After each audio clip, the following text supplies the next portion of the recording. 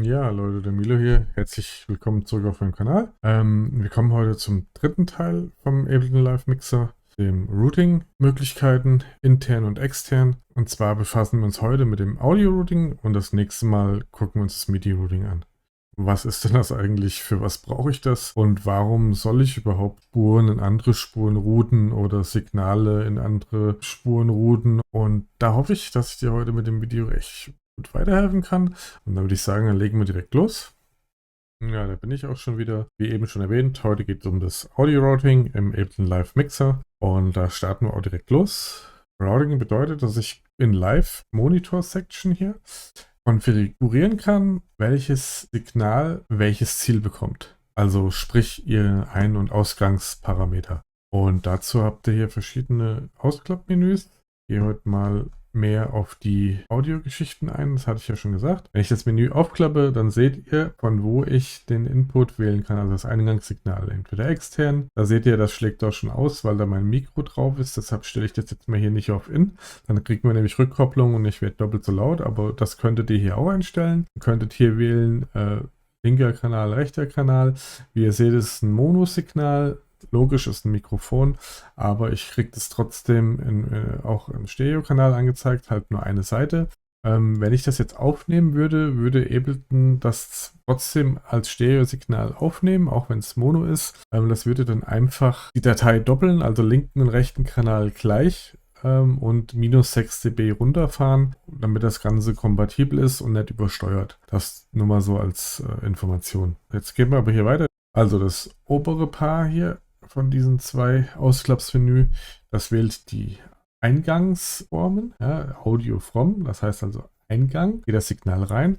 Im Monitorbereich stellt ihr ein, wie das Signal abgegriffen wird. Ist ganz einfach erklärt. Off heißt, arbeitet gar nichts intern da rein. Ist praktisch, wenn ihr zum Beispiel akustische Instrumente habt, die ihr gar nicht abhören wollt und die würden jetzt zufällig noch hier auf der Spur liegen oder ihr hört es über einen externen Mischer oder so. Dann ist es ganz praktisch, dass man das einfach auch aufschalten kann. In heißt, das greift direkt ab, so wie es hier oben eingestellt ist. Also Pre-FX hieße, wenn in der Spur, die ihr abgreifen wollt, also jetzt zum Beispiel hier, ich nehme mal die Externspur, weil die auch hier oben gerade eingestellt ist, ja. Die habe ich hier mal eingestellt, so extern. Und jetzt will ich das Signal abgreifen. Jetzt sind hier aber in der Spur ist jetzt nichts drauf, okay. Aber stellen wir uns jetzt vor, da sind jetzt jede Menge Effekte drin und die wollt ihr nicht mit hier drauf haben, sondern ihr wollt das reine Signal, das blanke Audiosignal haben. Dann geht ihr hier auf Pre-FX. Das heißt, da wird das Signal vor der Effektkette abgegriffen. Wenn ihr das Ganze auf Post-FX stellt, wird es nach der Effektkette abgegriffen. Sowohl bei Pre- als auch bei Post-FX hat der Mixer hier keine Bedeutung. Also von dem Ausgangssignal, weil es eben vor den Mixer-Einstellungen abgegriffen wird. Ich zeige euch das gerade mal. Ich habe das ja jetzt hier auf extern, stelle es erstmal auf Pre-FX und dann auf In und lasse es mal laufen. Und dann hört ihr hier ein Bassline, ja, eine kleine. Wenn ich die jetzt hier ausschalte, hört ihr die trotzdem noch. Und das ist damit gemeint. Der Mixer hat hier keinen Einfluss auf das Signal, was ihr abhört, sondern das reine Signal wird vor dem Mixer abgegriffen und in dem Fall bei Pre-FX vor den Effekten. Post-FX ist das gleiche, nur dass ihr dann, wenn ihr Effekte drauf hättet, es eben nach der Effektkette abgreifen würdet. Mixer hat auch keinen Einfluss. Ich kann auch hier mit Lautstärke regeln, was ich will. Da hat keinen Einfluss. Ne? Okay. Wenn ich das Ganze jetzt auf Post-Mixer stelle, dann wird es stumm, weil ich jetzt den Lautstärkeregler runtergemacht habe. Merkt ihr? Kommt kein Signal an. Da hat der Mixer sehr wohl Einfluss, wie das hier eingestellt ist. Ja? Okay. Macht das gerade mal wieder Stopp. Hier in dem unteren, das ist der Audio to, also wo ihr Audio hinsenden könnt von einer Spur. Das ist meistens auf Master oder wenn ihr eine Gruppenspur habt, dann ist es auf den Gruppenausgang gestellt. Ihr könnt es hier aber auch auf, genauso wie ihr es eben geroutet habt, auf eine andere Spur stellen. Das zeige ich euch gleich nochmal. Ich möchte euch jetzt gerade mal zeigen, ihr habt hier unten eine Funktion Sense Only. Und wenn ich die anstelle, dann ist folgendes. Ich spiele es gerade nochmal ab und mache den mal solo. Hör dir natürlich nichts. Wenn ich jetzt aber hier in dem Sense-Bereich auf der rechten Seite auf Pre gehe, dann heißt das, das wird wieder vor dem Mixer abgegriffen. Ich muss aber den trotzdem laufen lassen hier. Jetzt stelle ich mir das gerade hier oben nochmal auf Pre-FX ein, damit der Mixer wieder keine Auswirkung hat. Merkt ihr, hört ihr nicht. Ganz einfach, weil ich habe es auf Send Only stehen. Und wenn ich jetzt hier den Sense-Regler drehe, ich mache gerade mal den Reverb auf, der hier auf dem ersten drauf ist, damit ihr auch versteht, was ich meine. Jetzt habe ich praktisch keinen Effekt mehr da drauf und nutze das jetzt als Routing über den Send-Regler. Und da seht ihr, da schlägt da drüben jetzt der Pegel aus. Und ich kann jetzt praktisch so einen Send auch als Bass benutzen, wo ich dann eine Spur reinroute.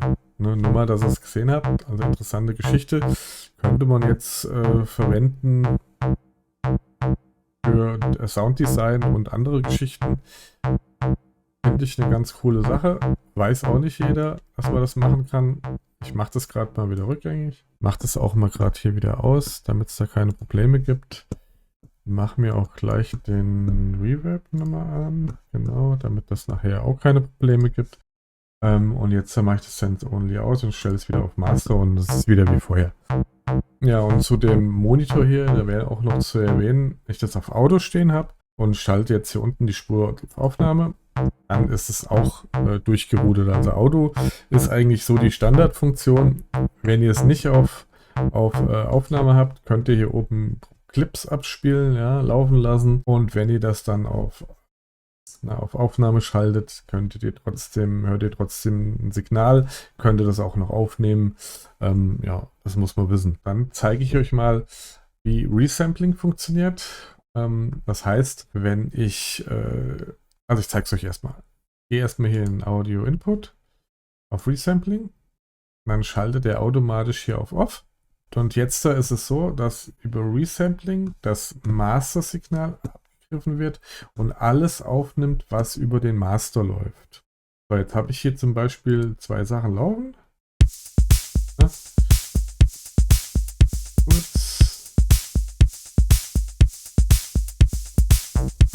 So, ich habe jetzt die zwei Sachen laufen. Die würden jetzt über den Master laufen. Und jetzt könnte ich hier noch mit einem Solo-Schalter entscheiden, okay, ich will nur die Drums aufnehmen. Oder ich mache den aus oder den aus und will nur den Bass aufnehmen, aber ich möchte jetzt mal beides aufnehmen für den Vorführeffekt. Lasst das so, wie es ist. Stelle das jetzt hier einfach auf Aufnahme und dann seht ihr, dann schlägt hier schon was aus. Und aber es wird nicht mit durch das Master-Signal geschrieben. Also ich nehme das nicht nochmal auf, was hier wiedergegeben wird. Deshalb stellt er sich auch automatisch auf Off. Das zur Erklärung. Und wenn ich jetzt hier oben auf Aufnahme drücke, ja, dann nimmt er wieder schön auf.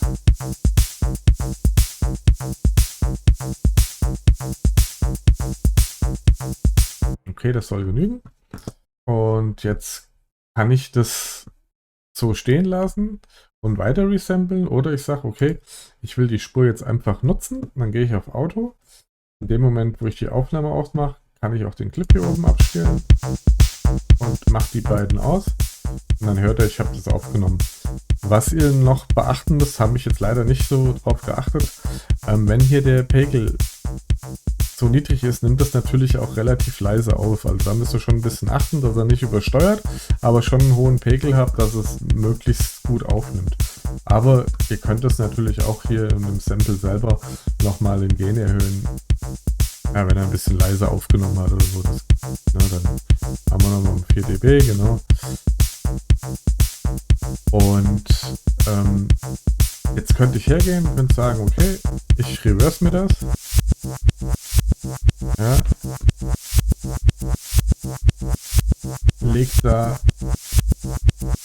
einen Effekt drauf. Nehmen wir hier den EQ jetzt einfach. Machen wir da mal so. Und ich will jetzt nur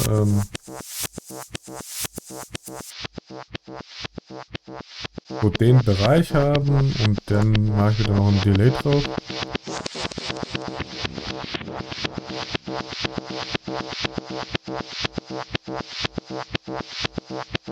Ne?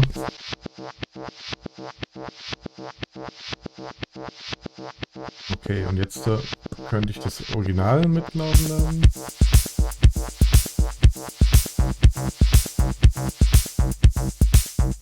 Und das jetzt einfach nur so ein bisschen drunter mischen, um den Track ein bisschen voller zu machen und wie so ein Layer oder eine Textur benutzen. Ja, so schnell würde das gehen in Ableton Live.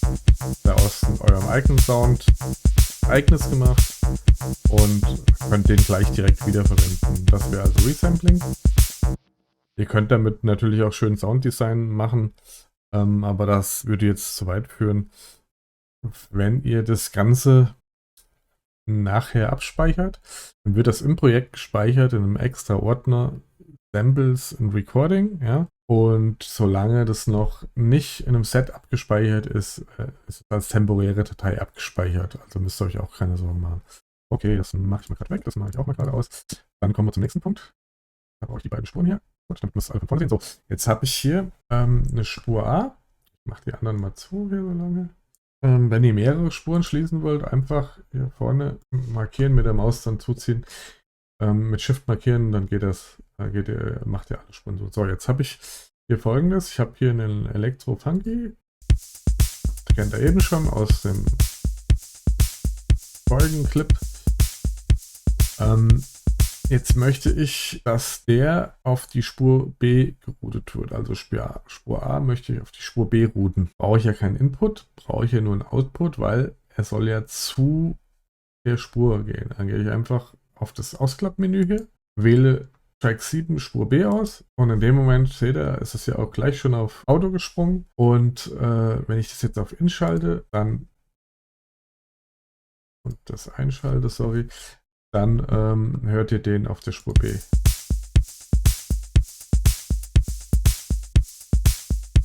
Muss ich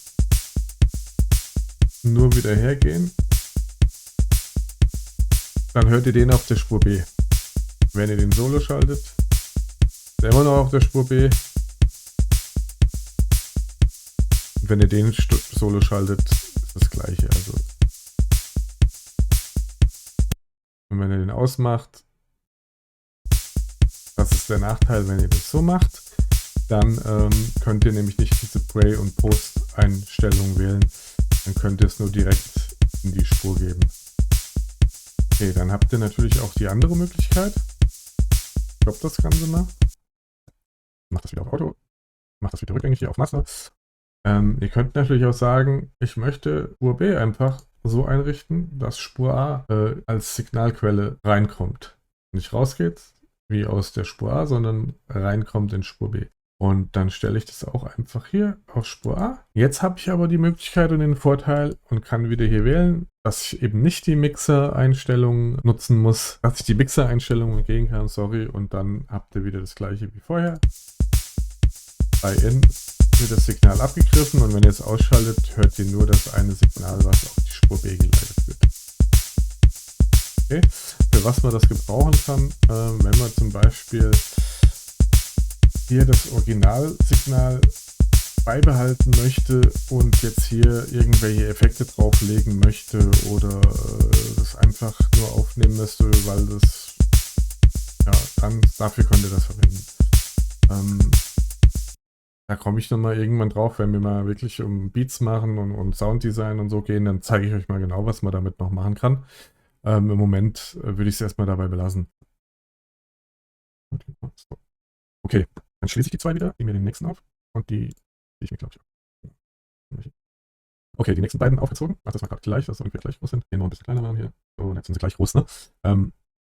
Jetzt stellen wir uns mal vor, weil ich habe jetzt leider keine externen Geräte hier. Deshalb habe ich das hier jetzt einfach Drum Machine genannt, ja?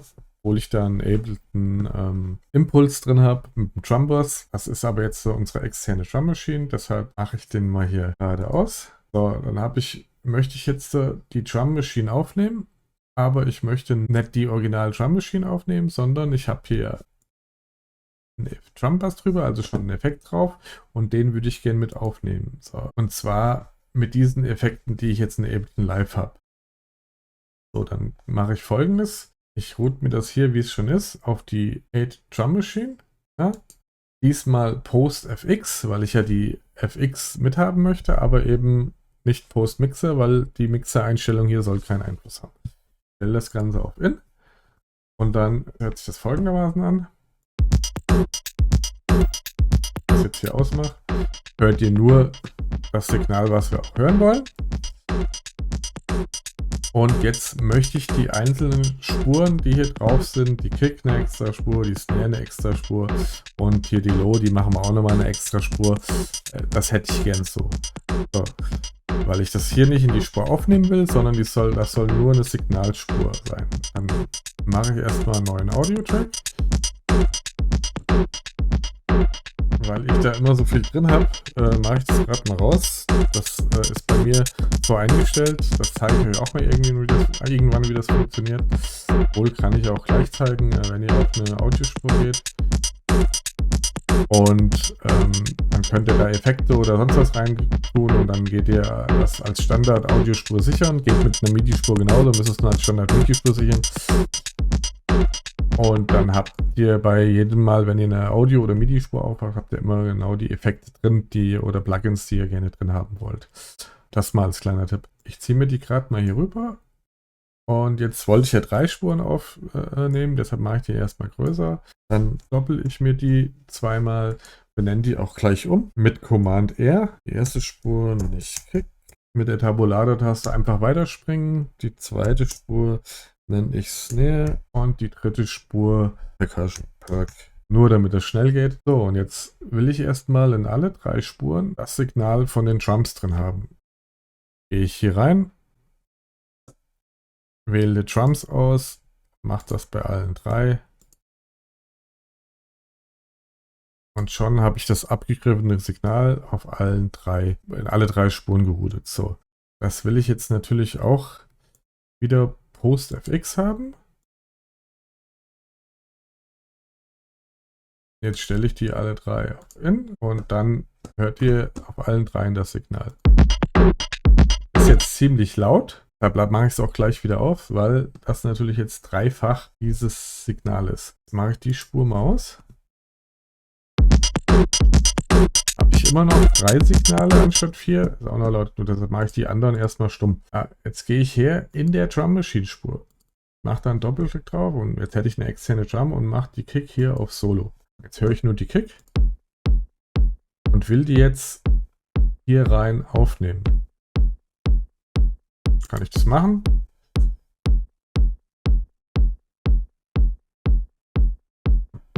So, jetzt nehmen wir die Kick auf mit den Effekten, die auf der Drum-Spur sind. So, das soll reichen. Ich mache das gleich mal 4 Takte lang. Ihr seht, das ist jetzt ausgegraut, ja. Das liegt daran, weil wenn ihr das auf In stehen habt, könnt ihr keine Clips abspielen. Wenn ihr das jetzt wieder hier auf Auto stellt, könnt ihr den Clip wieder abspielen. Wir machen die Aufnahme hier unten mal aus, weil wir wollen jetzt nichts mehr aufnehmen. Gehen in die nächste Spur, schalten die scharf auf Aufnahme, gehen wieder in die Drum Machine, schalten die Kick wieder an, machen die Snare Solo. Okay? Nehmen wir wieder auf.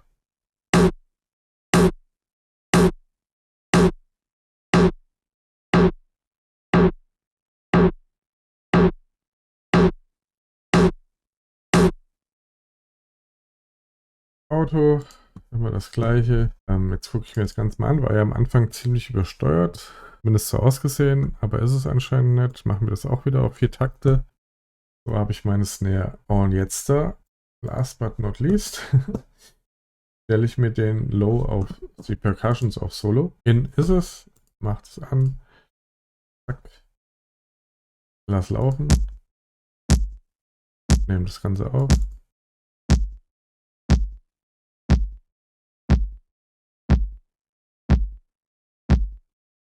Lassen wir es auch direkt so stehen. Gut. Aufnahme aus. Stellen das wieder auf Auto. Können jetzt theoretisch hier alles auf No Input machen.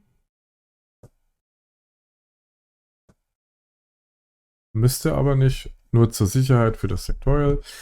Jetzt schalte ich die anderen 2 Spuren scharf und spiele das Ganze zusammen ab.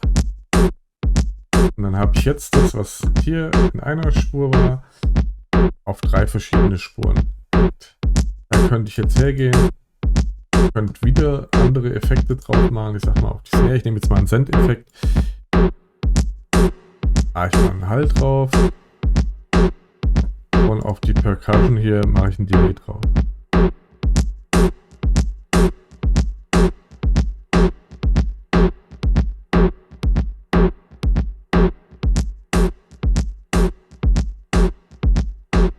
Und so könnt ihr schnell eure eigenen Spuren erstellen. Wenn das jetzt hier, sag ich mal, sehr prozessorlastige Effekte wären, ja, dann würdet ihr so Prozessorleistung sparen, weil ihr jetzt da die Effekte mit aufgenommen habt. Und hier könnt ihr nochmal Effekte drauf machen. Und dann hättet ihr das nicht doppelt und dreifach, sondern ihr hättet das schon in der Datei einen Teileffekt abgespeichert und die restlichen Effekte würdet ihr über die Sense oder über andere Geschichten machen. Ne? Dann mache ich das wieder aus. Jetzt habt ihr auch gleichzeitig gesehen, weil wir haben uns ja nur vorgestellt, dass das ein externes Gerät ist. Im Endeffekt ist das ja ein internes Gerät gewesen oder ist ein internes Gerät. Und jetzt habt ihr auch gleichzeitig gesehen, wie ich eine MIDI-Spur in eine Audiospur aufnehme. Geht genauso, wie ich es eben gezeigt habe. Ihr könnt es natürlich auch, wenn ihr es im Gesamten haben wollt, dann macht ihr hier einfach eine neue Audiospur hin. Ja. Wir wollten es ja wieder über die Drums hier aufnehmen. Ne? Dann mache ich es wieder über die Drums-Geschichte. Wieder Post-FX. Mache das auf In. Nur diesmal lasse ich eben nicht nur einlaufen, sondern den gesamten Track. Nehme mir das hier in die Audiospur auf. Wie beim Resampling im Endeffekt auch. Und dann seht ihr, dann nimmt ihr die ganze Spur jetzt auf. Geht also auch ganz schnell, wenn ihr es nicht in der Einzelspur braucht, sondern ihr wollt es einmal komplett aufnehmen. Ja. Sorry. Dann so schaltet die Solo und dann habt ihr alles in einer Spur aufgenommen. Ja, das könnt ihr zum Beispiel auch mit dem Resampling nochmal so machen, wenn ihr mal auch einfach nur, bevor ihr was rendert, das vorhören möchtet. Wie hört sich das überhaupt an, wenn ich das als Audio komplett abgespeichert habe? So kann man schon mal ein bisschen vorhören und vielleicht eventuell noch ein paar Einstellungen ändern, um das beim Rendern dann einfach sich besser anhört. Okay, das machen wir wieder weg. Kommen wir zum nächsten Punkt. Und da seht ihr schon, hier habe ich auch mal ein Resampling reingelegt. Das ist einfach nur von vorne die Bassline. Ich spiele das mal ab gerade. Das ist die gleiche Bassline, nur als Audio-File, weil es geht ja heute um Audio. Und jetzt gibt es folgendes Problem. Ihr wollt das Ganze zu einer Kick-Sidechain über einen Kompressor. Ich habe hier mal einen Kompressor reingeladen. Dann könntet ihr das natürlich hier über den Input machen, direkt. Jetzt stellen wir uns aber vor, der hat keinen direkten Input mehr in dem Plugin, sondern das müssten wir jetzt da lösen, indem wir das hier, also den Beat, als Regler-Signal, also als Sidechain-Ducking-Signal nehmen, ja. Und den wollen wir jetzt da rüber routen in den Synth-Channel, damit der dann duckt, wenn die Kick kommt. Kann man das so verstehen, hoffe ich. Okay.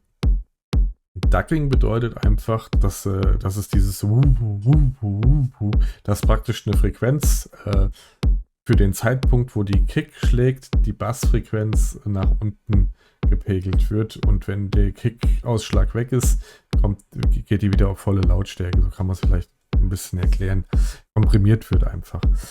Ich zeige euch aber jetzt gerade mal, was ich hier vorhabe. Jetzt wollt ihr Audio hier reinsenden, damit ihr einen Effekt habt. Also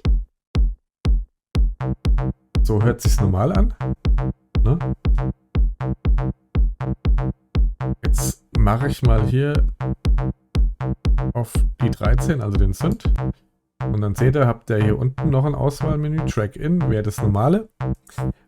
Und jetzt habt ihr hier den Sidechain-Eingang von dem Kompressor. Und den wählen wir jetzt mal aus. Und dann gehen wir hier rüber.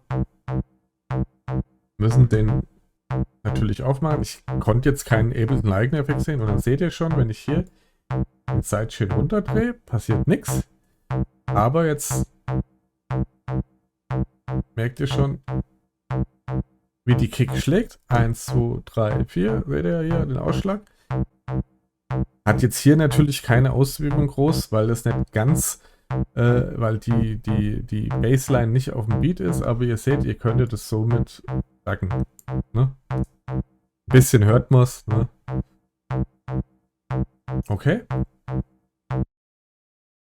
Ich konnte euch das jetzt nicht mit dem Ableton eigenen zeigen, weil der Ableton Kompressor, ich zeige euch das gerade mal, wenn ich hier auf Audio-Effekte gehe, Dynamics, den Ableton Kompressor hier reinziehe, der hat nämlich hier über den Pfeil einen eigenen Sidechain-Eingang und dann brauche ich das nicht machen, da kann ich nichts extern reinschicken. Wer bei dem von Native ist halt beides drin, deshalb habe ich euch das mit dem vorgeführt, weil normalerweise hätte ich euch das natürlich mit dem Ableton Plugin gezeigt. So, und in den Ableton Live Voreinstellungen hier oben, das habe ich vorhin ganz vergessen, da hänge ich das jetzt nochmal gerade dran. Könnt ihr natürlich auch einstellen, wie viele Audiokanäle ihr zur Verfügung habt. Ich habe jetzt bei mir nur die auf 1 und 2 stehen, wegen dem Tutorial. Ich könnte jetzt aber hier auch noch 3, 4 bis 20 einschalten. Könntet ihr hier auch noch benennen, ne, mit irgendwas. Gehe jetzt aber mal auf Abbrechen. Genauso ist es mit den Ausgängen. Die kann ich aber jetzt gerade nicht umstellen, weil sonst würdet ihr mich nicht mehr hören, weil ich das so mit dem Soundcard-mäßig seht ihr hier nur 2 Outs habe.